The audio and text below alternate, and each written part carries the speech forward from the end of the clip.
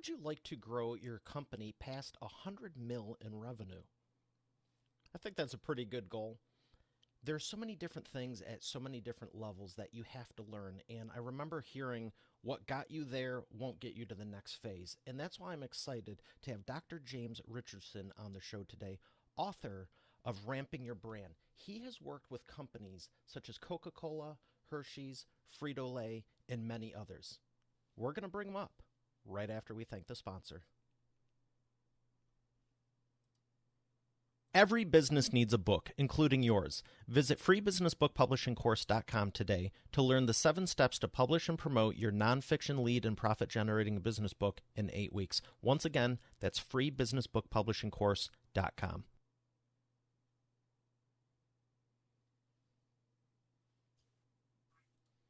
Here he is, ladies and gentlemen, Dr. James Richardson. James, how are you feeling today? I'm good, Mario. I'm good. I'm glad to hear that.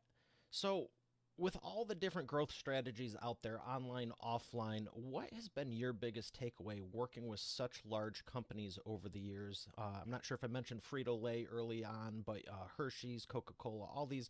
What are the similarities you see, and what's been your biggest takeaway from working with them?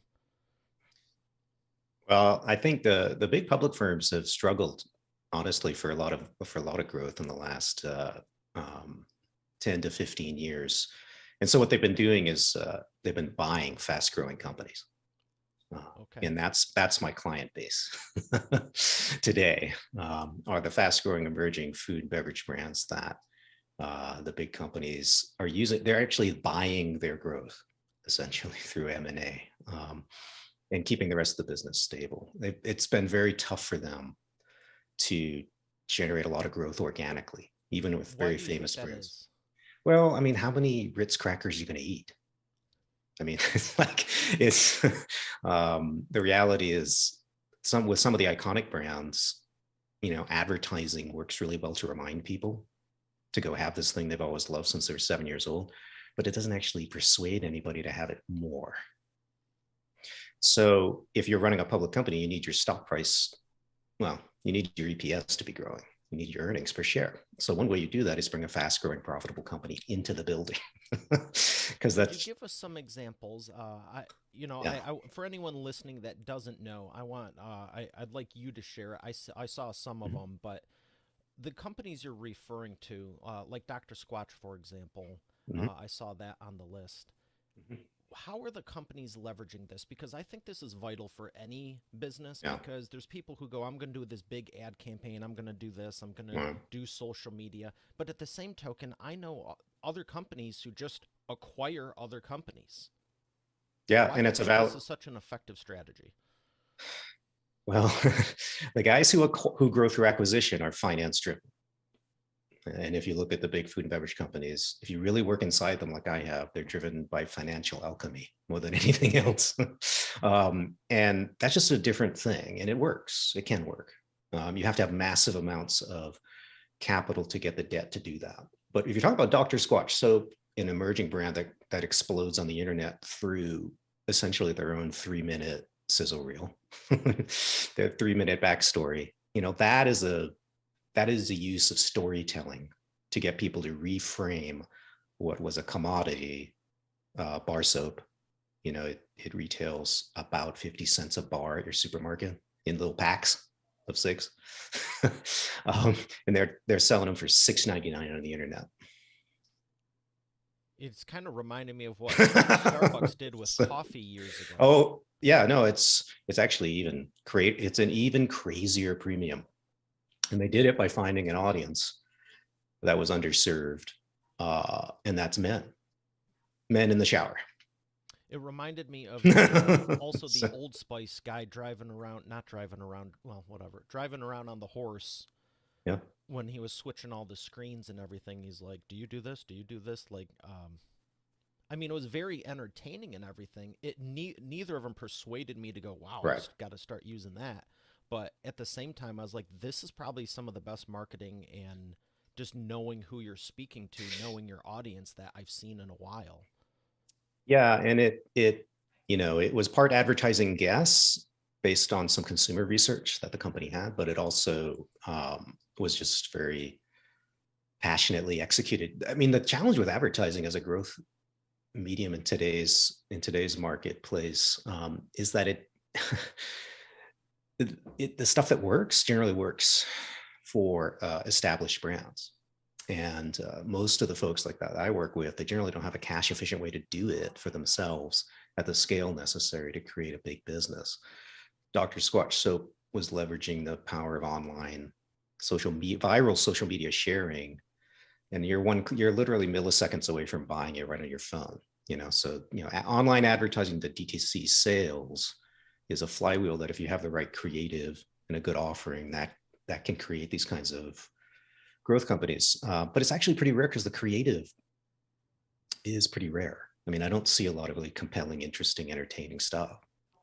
So, But there is that possibility. And while I yeah. do want to say, yes, it is rare and the likelihood could be All right. slim, depending on how good you are, this, that, the other thing, the reality is they're basically doing what everyone else is doing and said, let's do all this online and or Mhm. at least have some part of an online strategy because I don't know any business nowadays that's not doing something online. How good they're doing it's another question, but everyone has access to the internet. We discussed that a little before the show, upload speeds. Yes. So, I think Dr. Squatch has done, in a few years, we'll probably have a public case study for them. I can't talk about it in detail, but they're, they've done really well in a rapid period of time, reframing a commodity into something magical with a specific audience that, for whatever reason, and we'll never quite know, they needed that story. And it's a fascinating version. I think the challenge is that it tempts people to look for. Um, I've actually had people message me on LinkedIn, Mario, saying, "I see you work with Dr. Squatch. I'd like to work with you." I usually run from those leads. Why So, is that? well, it's because most of the time, these are people who well, first of all, they're impatient. They want to get to scale really, really fast.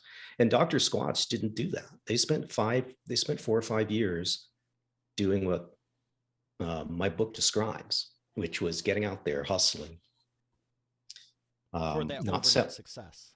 learning about the consumer, failing at a whole bunch of experiments, failing at a whole bunch of online marketing experience, and then finally they get it right.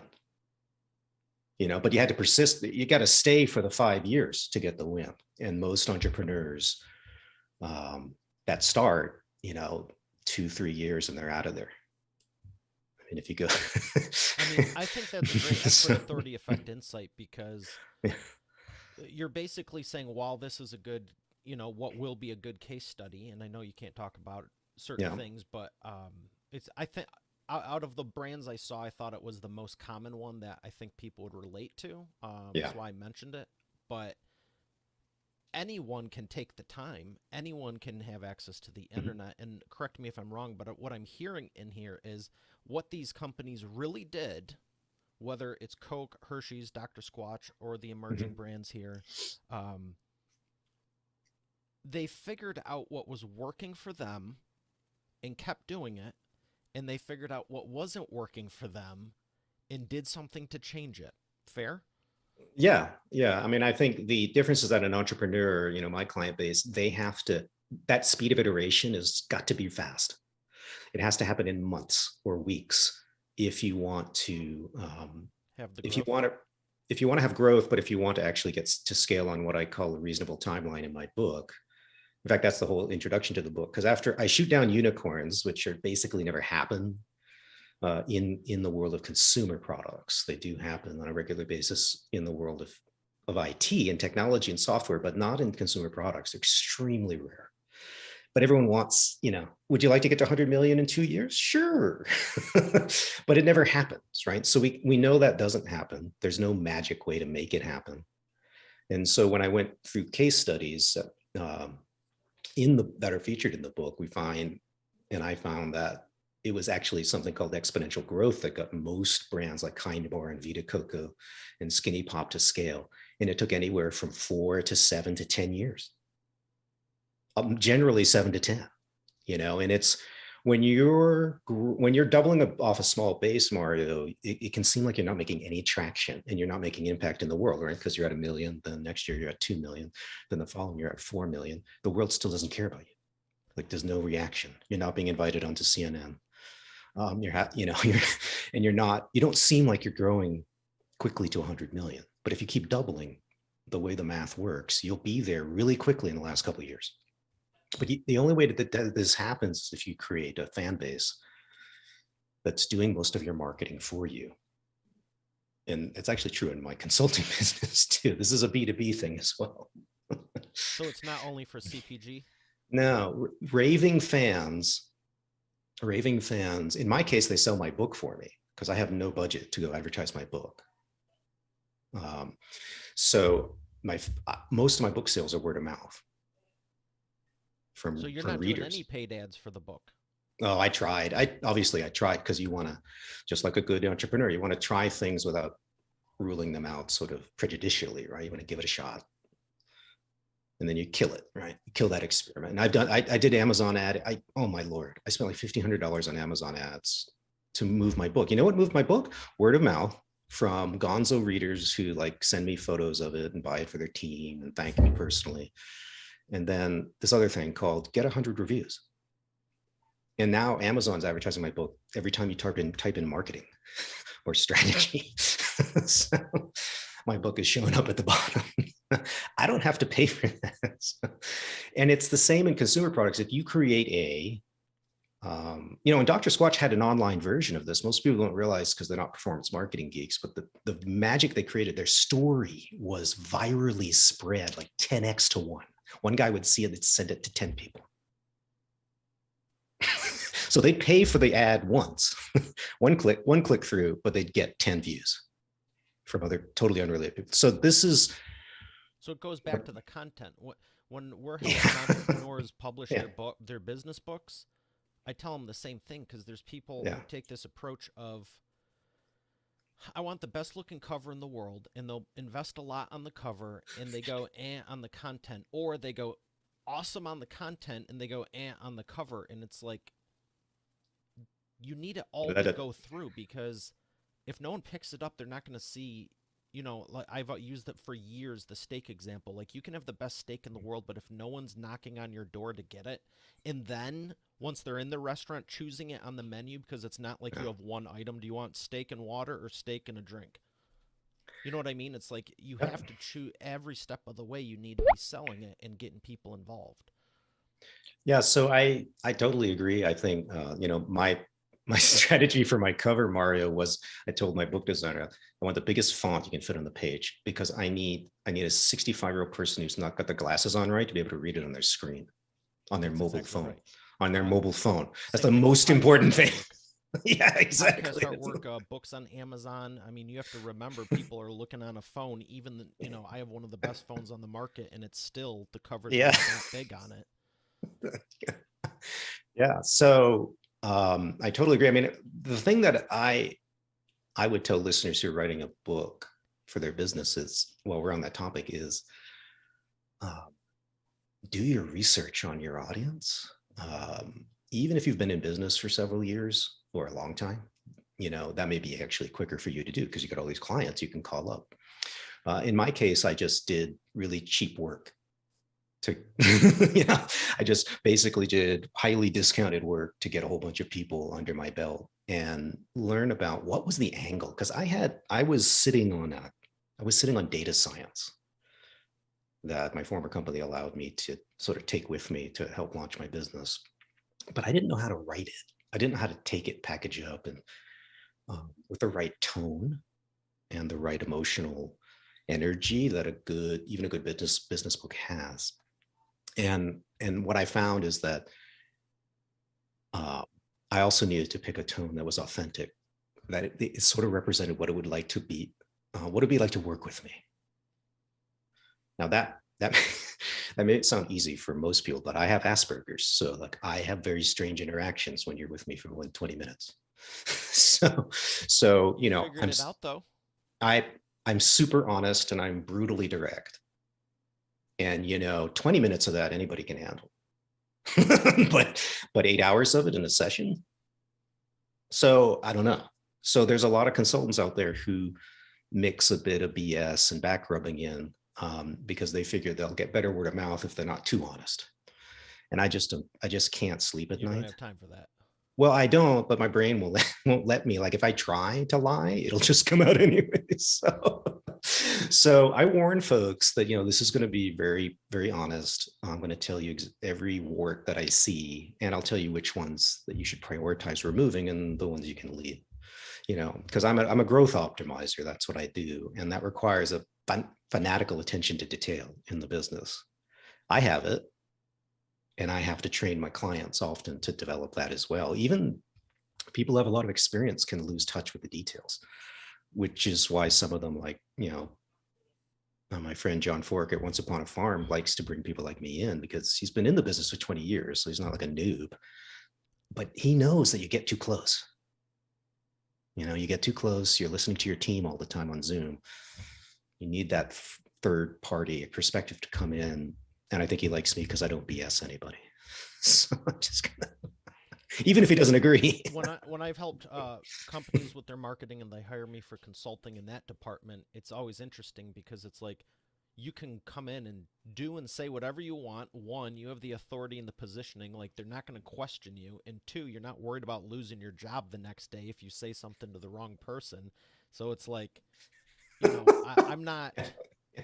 I always try to make everything nice and uplifting, even if it's not fun. That's just me. But at the same point, it's like, well, this is cut and dry. I mean, I don't need 12 seconds to look and go, here's your problem. Right. And the only luck I have is I have a sardonic sense of humor that most people tend to appreciate. So that softens the blow. I gotta be honest, that's a big word. What is sardonic? Oh, it just, it's dry and sarcastic. Oh, So okay. now, not everybody likes that, but I think that, but it can work, I think, with folks who are very competitive. And those are the people I tend to work with. They're hyper competitive, fast growing companies, and they want to crush their competition, right? Now So it's we just a made game to them. They're just looking at the numbers, financials, and no, it's not just a game, but it is a competitive capitalist thing, right? I think the world that I'm in is mostly full of what you would call mission-driven founders, and I don't know that you always see that in tech. There's some, but in the world that I'm in, consumer products, the people that are building brands like Once Upon a Farm, these are people who are trying to change childhood nutrition, right? I mean, that's the impetus to create it. Now, the impetus to scale it is capitalism 501. That it's the same motives any entrepreneurs have.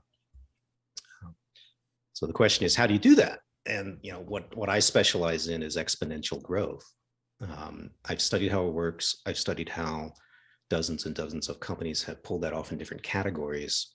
And then through the pattern analysis, which you can read in my book, Ramping Your Brand, you can create your own mental model essentially for your own business DIY. And that's why I wrote the book.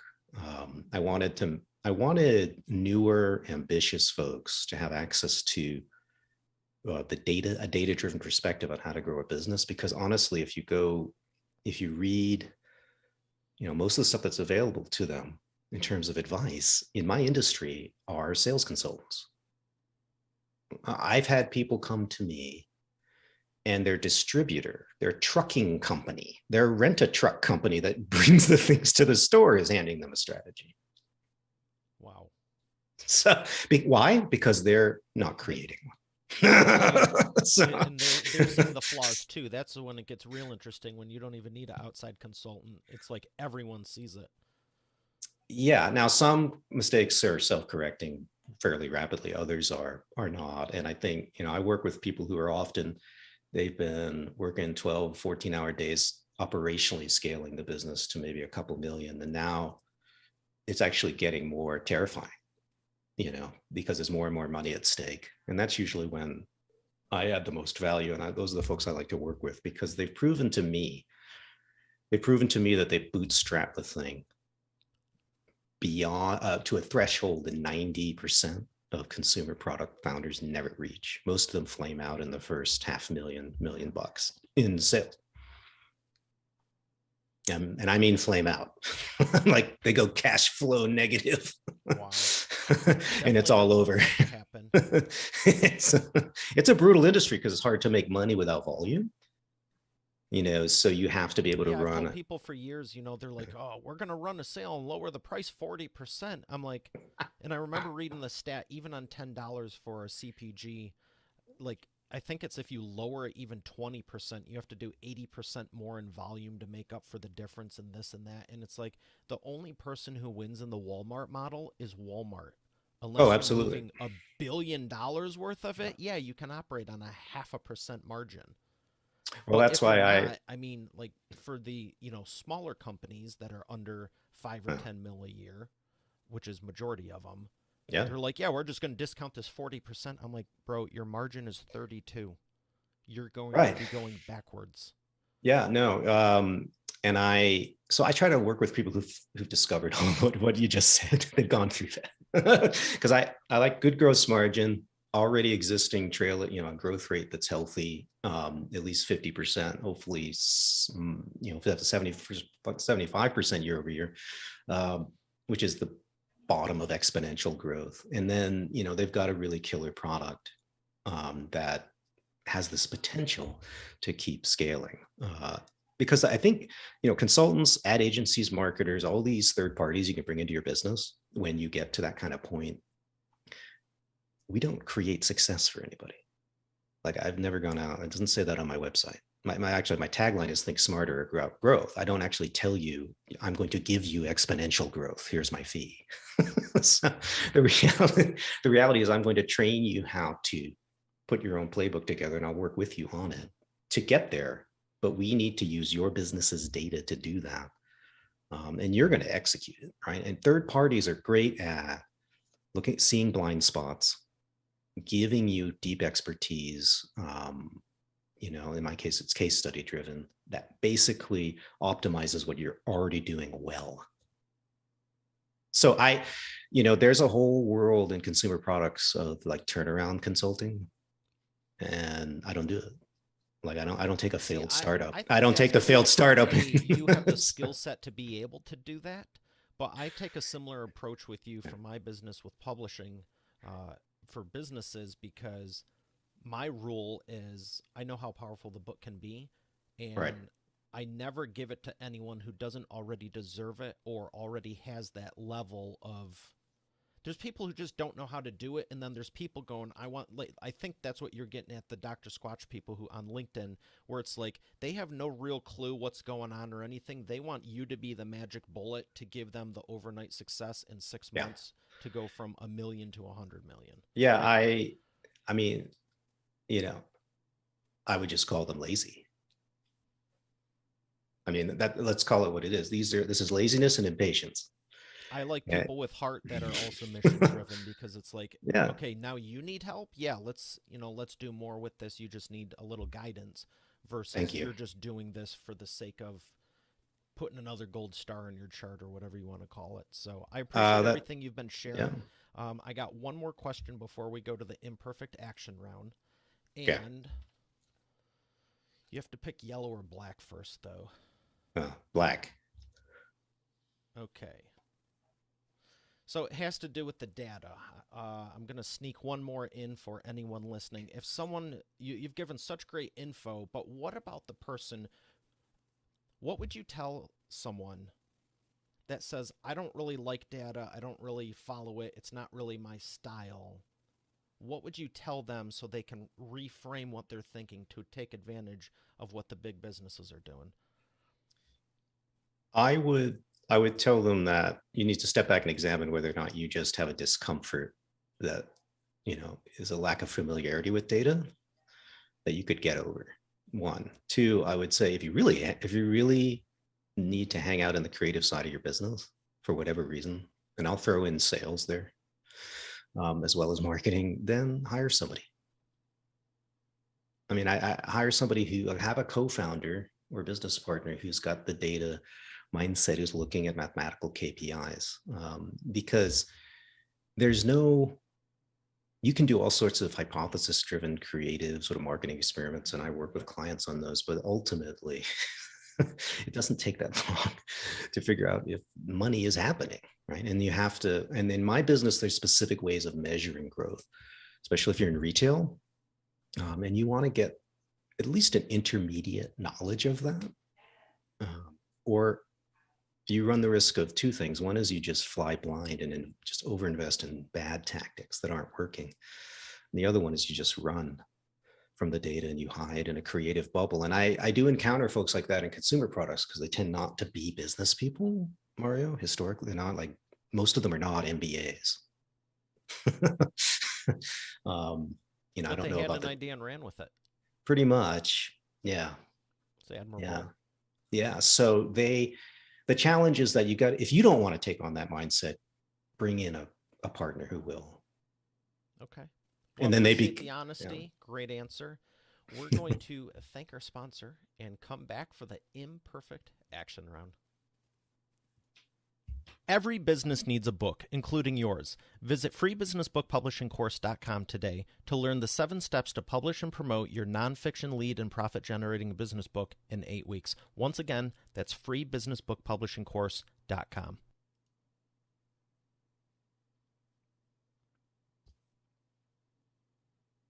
And we are back with the imperfect action round. James, are you ready to take imperfect action? Why not? All right, I got 3 questions for you, rapid fire answers, 60 seconds or less. The first one is, what is the fastest path to the cash? The fastest path is to optimize your offering for what I call heavy repeat consumers. They're more likely to talk about you, and they're extremely profitable, and you don't need many.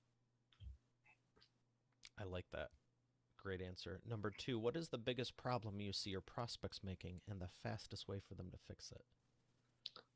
I think they're trying to chase scale in the business, usually to solve a financial problem, before they've really hung out with their fans to optimize their offering. And everybody keeps seeing, a brand that scales in 3 or 4 years and think that that's likely, and it's not. Most people actually have to learn about their product from consumers, and then everything sort of lines up.